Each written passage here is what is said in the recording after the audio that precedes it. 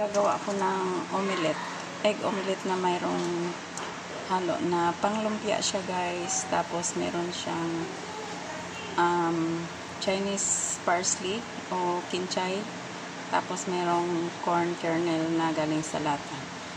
Tapos ang ihalo natin ay cassava starch.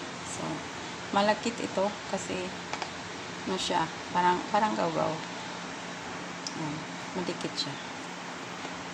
Pero pag kinain mo siya, parang malakit-lakit. So, ganyan lang ang paghalo niya. By the way, may seasoning to, guys. Ang seasoning niya ay magic sarap. So, dagdagan pa natin ng asin. Kasi baka kulang ng seasoning. Kunting asin lang. Kunting asin.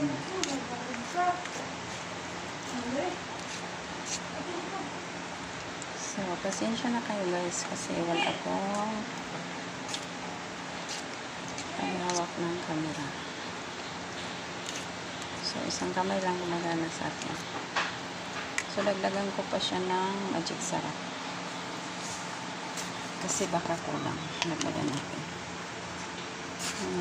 Siguro tama na yun. Isang kutsarita. Sarado ko lang, guys. Kasi ang magic sarap pag nahanginan. Nagtutubig.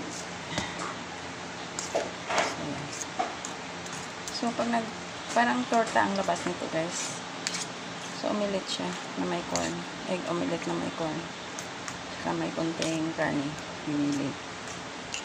So, konti lang dapat ang mantika mo. Kasi kung palitawin mo siya sa mantika, masyadong greasy pag kinain. So, ang paglagay mo, measure mo lang siya. Isang ganito. Isang scoop na ganito, guys. Isang scoop na ganito. Baga pa isa-isa lang ang luto.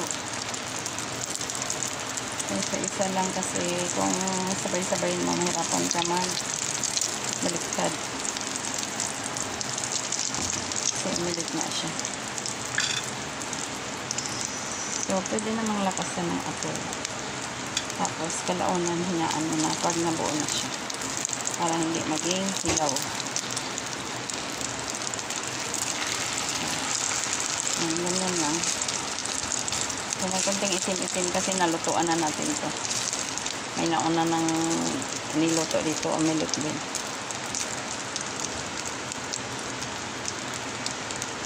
So, ayan. Naglitawan na yung mga dahon ng parsley. Ang dami kasing parsley, guys. Kailangan gamitin. Kasi sayang.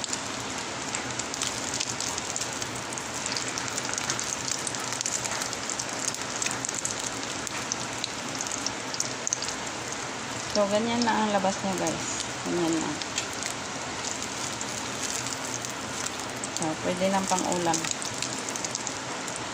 Kapag tinulang tayo ng ulam, pwede na pang dagdag. So, that's it, guys. Thank you so much for watching.